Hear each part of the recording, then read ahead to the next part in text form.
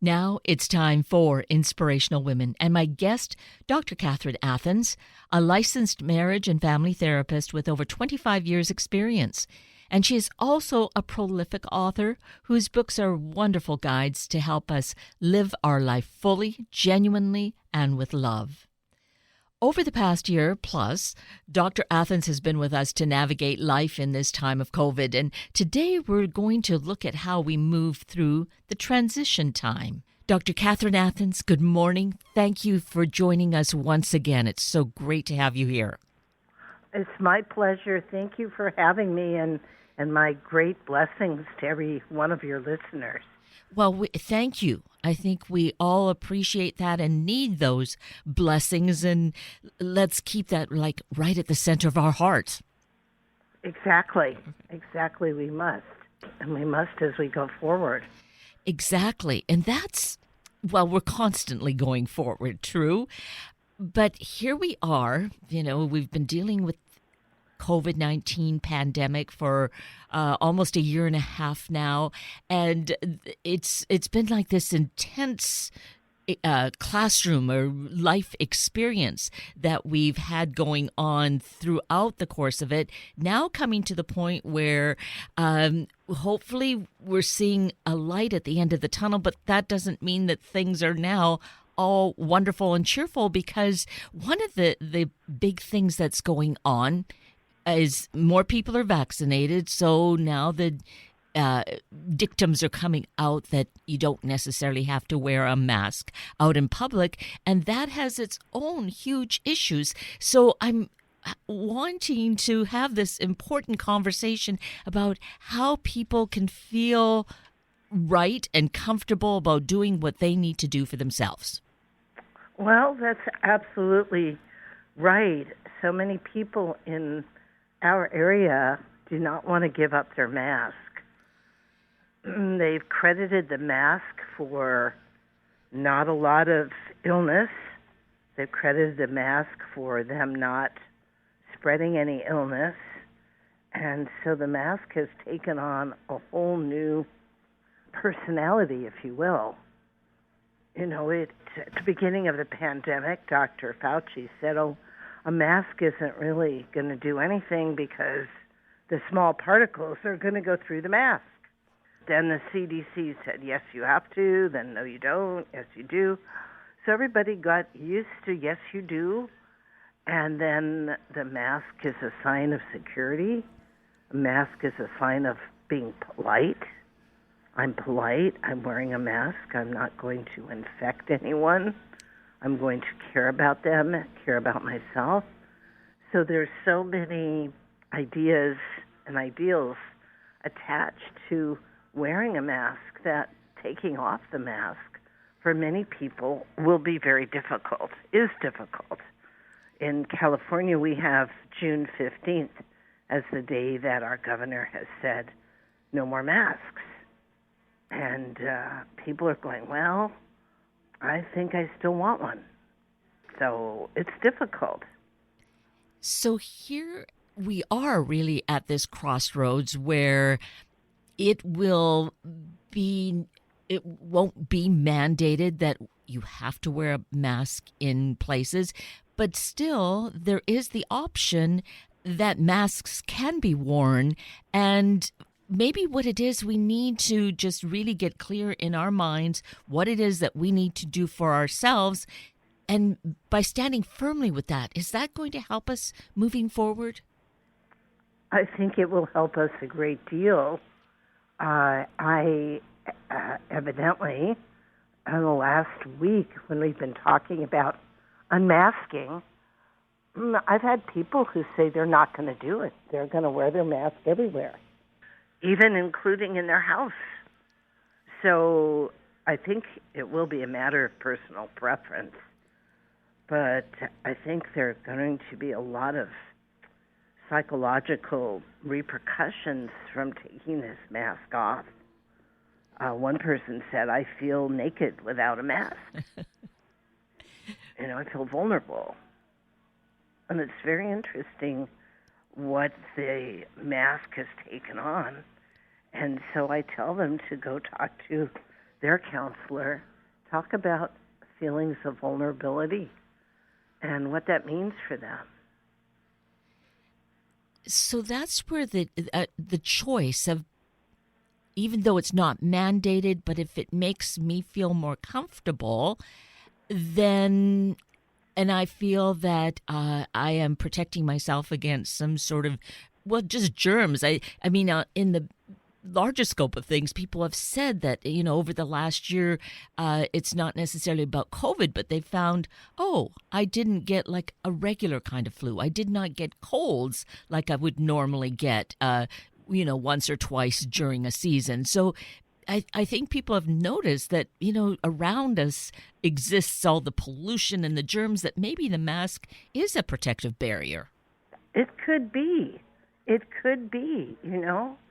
I think one of the benefits of the mask has been people becoming more conscious not to sneeze on people or cough on other people. It's a reminder of taking that 6-foot distance away from other people. It is also a reminder of washing our hands. Being, when this started, I couldn't believe that people didn't wash their hands. It's like, oh my God, why aren't you washing your hands all the time? I mean, that's like number one. Yes. I don't know how people forgot. Good hygiene, yes, very basic. Basic hygiene when you come home. Usually you head to the bathroom, wash your face, neck, ears, and hands. Sometimes you wash your feet. Sometimes you jump in the shower to get clean. Before you cook anything, you go in the kitchen. First thing you do, you wash your hands. If you've been outside and you come in, the first thing you do is wash your hands. So I think that the mask is representing a better quality of hygiene as well. Exactly. And I think that's a good thing. Right. And, just kind of on the other side, or distance from just good hygiene, because of having the mask for such a long period of time, it was natural that it would become somewhat of a fashion statement, because you see all these designs and shapes and comments and whatever on it. So in that way, I think too, it's an accessory that some people feel, I like this. This is a good addition, just even besides being healthy. Well, you're right. You're absolutely right. And people have, because we're so creative, people have taken the mask and made it in many different patterns, even a little bit of shape. And so it is. It's a fashion statement. It's a statement of individuality, of creativity. So I definitely think that is going to be difficult. So we have to express our creativity in a different way. Eventually, I think everyone will not be wearing a mask. But for right now, I think most people will be for the next few months. Yes, because it still will be a transition period we're kind of in this murky time of moving from having it mandated and needing to for health reasons, with the world essentially opening up and people becoming getting back into their office spaces or workplaces and commuting and that sort of thing. So we are in a time of change once again, and it will seem that COVID cases will go down, and we should in that case feel safer, but we still may see people continue to wear masks for some of the reasons we already just mentioned. Yes, we will, and that's okay. And I know that I've been talking to others about, well, what if people look at you funny, or what if people make fun of you because you have a mask? And it's like, I don't think people are going to make fun of you because you have a mask. People aren't in the mood right now of making fun of others when this pandemic has been so serious. And anything we can do to keep others and ourselves safe has been so touted. It's okay because I go to the market and that everybody's wearing masks even outside, and no one is looking strangely at other people. So I think people are going to have to be willing to deal with their own issues because these are personal issues about the mask. The mask has taken on more than it was meant to be. And that is always interesting when we go and say, okay, now it's time to stop. And it's been a difficult time for so many people being inside, not seeing others, and suddenly saying, okay, now you can see others. I have people calling me up saying, I don't want to see anybody. I've become so comfortable by myself, and I can get everything delivered. I can work from my house. I don't have to get dressed up. I don't have to worry about how I look. I don't have to worry about, how I speak. So these are all issues we're going to have to deal with as we go on to the whole rest of 2021. And forward from here. And forward from here. And it will be interesting to see. My clients are definitely mostly great. When the time comes, I'm willing to take off my mask. I'm willing, though, not to go into crowded places that are concealed. Don't want to go into crowded bars. I was in one of the local restaurants yesterday thinking I was going to be able to get a sandwich, but it also has a bar. The place was person to person touching next to each other. It was so odd. And I just thought, oh, maybe this is not a place I need to come to again for a while. Yes. I guess we've been somewhat conditioned, at least many of us, to keeping some distance. We've always had sort of a bubble that's been a comfort zone. But since the start of the pandemic, we've really been much more aware of how close we want to move around other people, at least most of us. I mean, I still find that I am hyper conscious of that and have to move out of the way or stop to allow people to go by because it seems that there's that kind of unconsciousness about it. Yes, exactly. So I think it's interesting that this particular restaurant bar was always crowded. And then when the okay, we can go inside, this place just reverted back to its very full capacity personality. And nobody in there, I looked at everyone, and none of the servers or greeters acted like anything was wrong. And I was like, oh, okay. But in your own self-care, you decided, okay, this is not a good place for me to be at this time. Exactly. Right. Exactly. Not at this time. So I think we all have to make those decisions. What is a good place to be? Who are good people to see?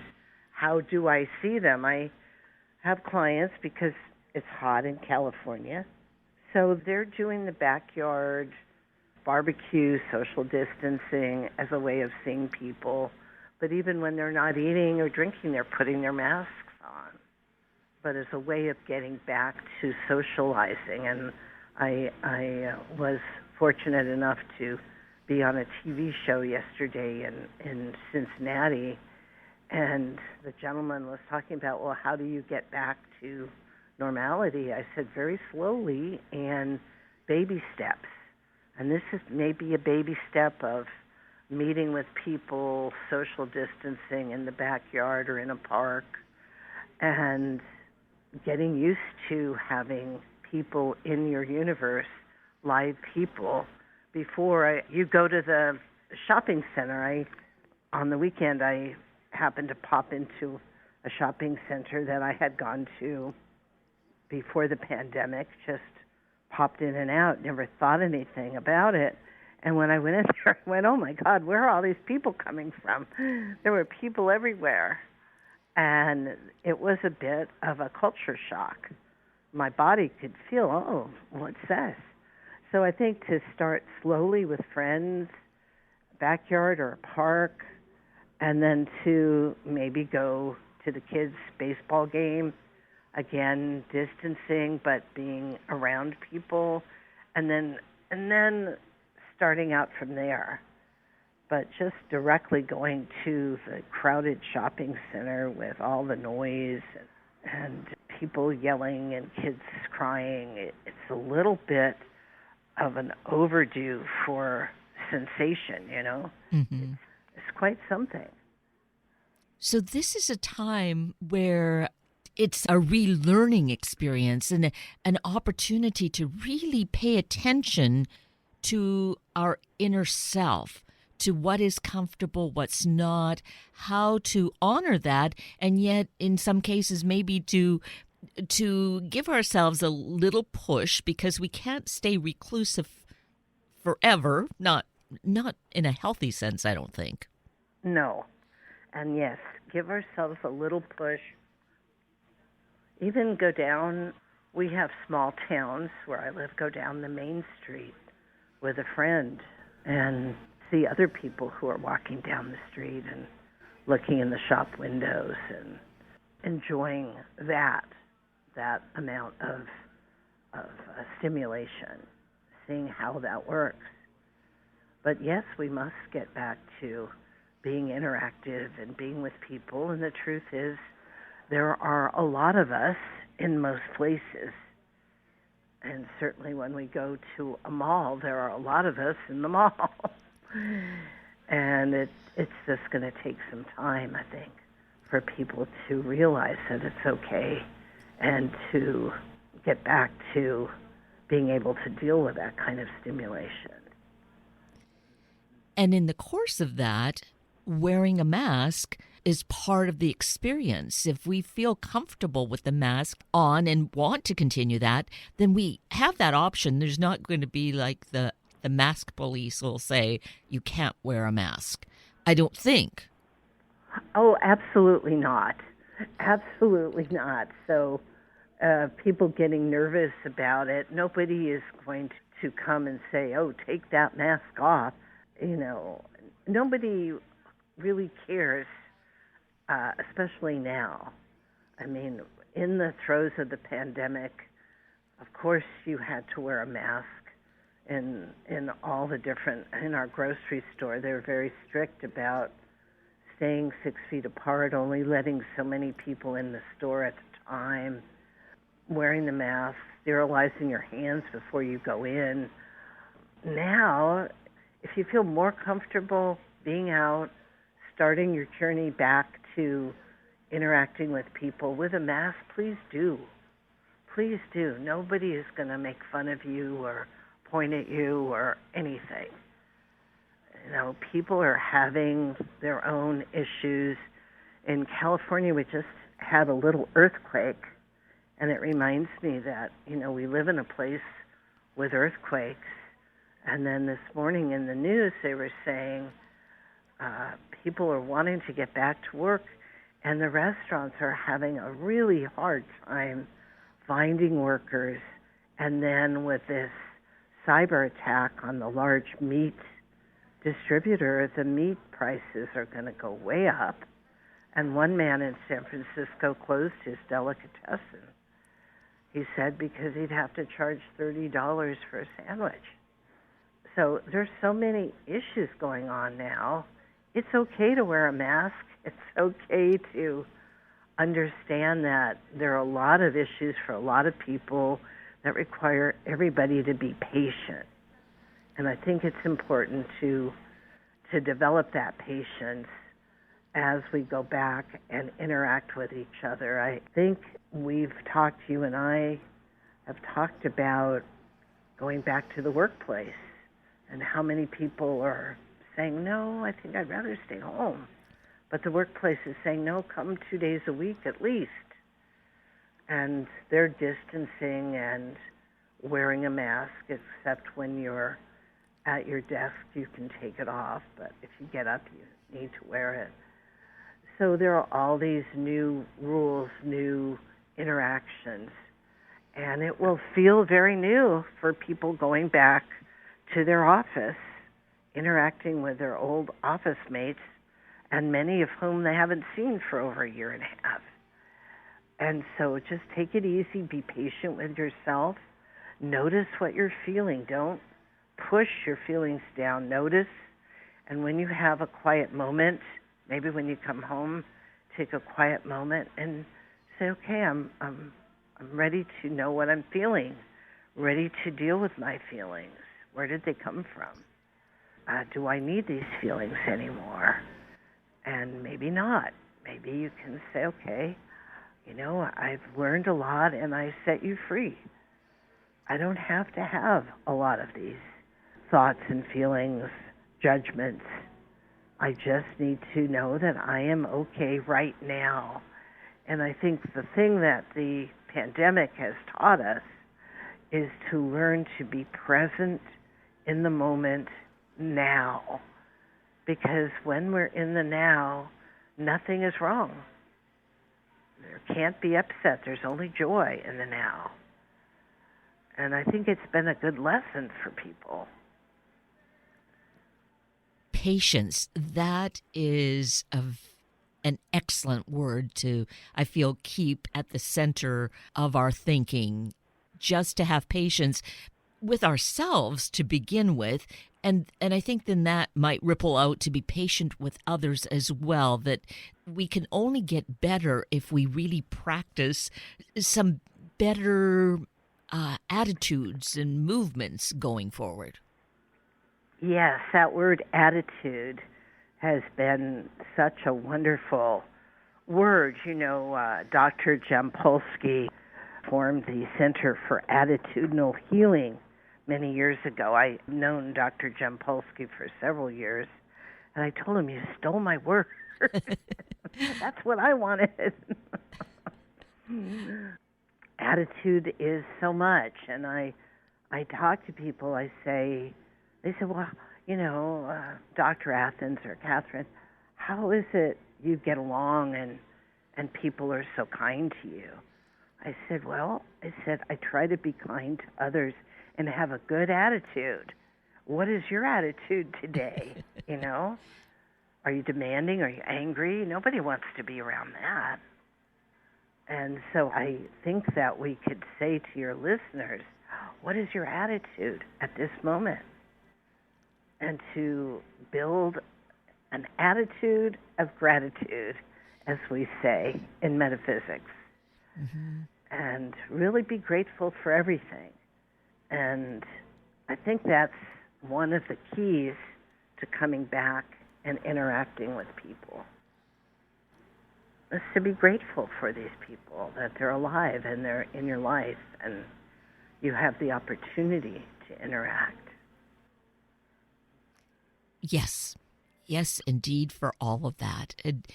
So patience, an attitude of gratitude, and then that real self-awareness of just paying attention to what our feelings are. And there's like this internal dialogue that will keep going on within us, and to pay attention to that and have that more patient, positive conversation with ourselves. Exactly. Have patience with yourself.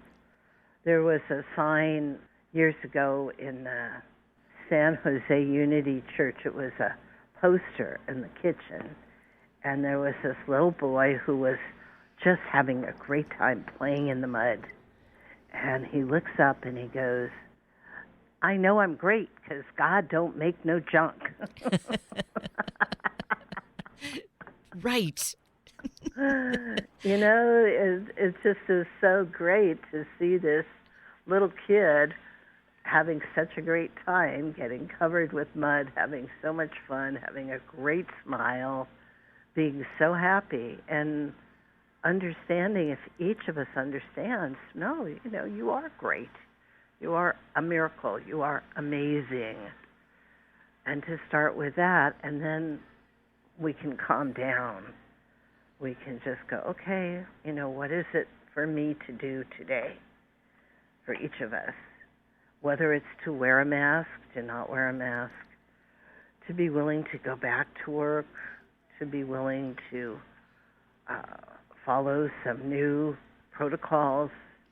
All of those things are fine. Yes, yes, absolutely.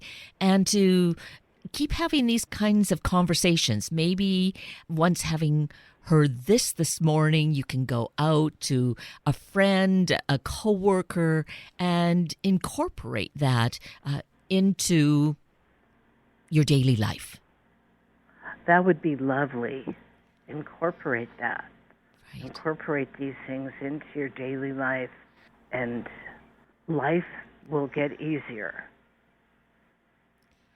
So we should mention your website, Dr. Athans, so that people can get more information, see what you're doing, and see all that you have written, because there's so much resources in the books that you've written in, including the more recent one, The Heart Brain, which is really, we've talked about this one before, but it's really a critical piece of work that's going to help for right now and going forward.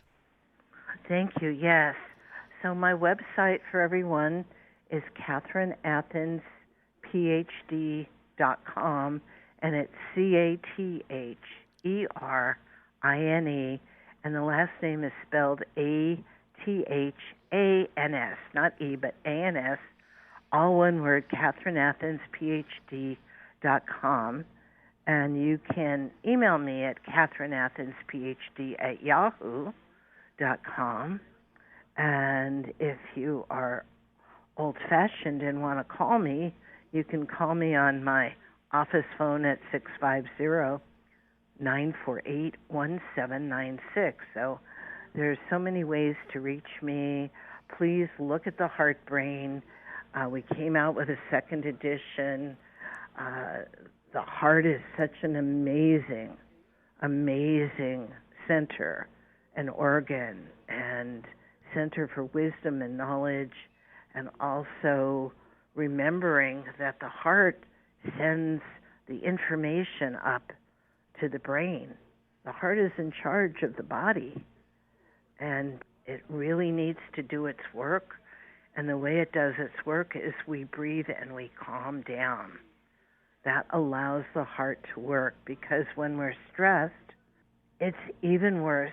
I think we had a statistic about that. Being stressed is worse than smoking 3 packs of cigarettes a day, to the whole system, to the kidneys, to the liver, and having this surge of adrenaline really stresses the heart and stresses the whole body. So learning to live in a relaxed manner, breathing slowly, stopping, saying, okay, where am I right now? Taking a breath, really slowly exhaling, feeling your body, saying, okay, allowing your mind to work, allowing yourself to receive your intuition. It takes that kind of slowing down, purposeful saying, okay, this is what I need to know to do the next step. So the Heart Brain is lovely. Thank you. Thank you for sharing about all of that, Dr. Athans, and thank you for taking your time with us again today and helping us to just become much more aware, become more patient, and move forward more lovingly in our lives. Oh, it's my pleasure. Thank you so much for having me.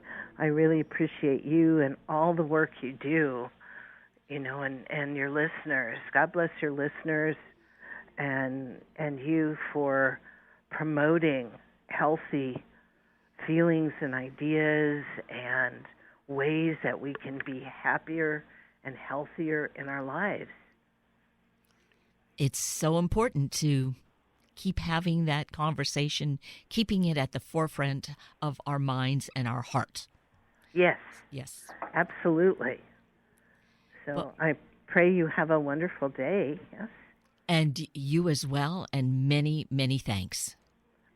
My pleasure, and thanks back. And thank you, everyone who is listening. So please take care. That brings us to the end of this very full hour of Inspirational Women with Dr. Catherine Athans and Sunday Morning Magazine with Kevin Peterson and David Rabati. I'm Kate Daniels, your host, and I greatly appreciate your sharing this hour with me and these special guests. For details you might have missed or information you'd like to know, please just send me an email, kated@warm1069.com, and I will get right back to you. Also, if you'd like to listen again or share these important stories with your family and friends, find the podcast on our Warm 1069 webpage. Just click on the podcast tab, then either of the show names, and then look for the guest names. I now wish you and your family a day of both introspection and of communicating this with those close to you. Have a week of the same, and then please plan to join me again next weekend for another hour of Sunday Morning Magazine and Inspirational Women on Warm 1069. Good morning.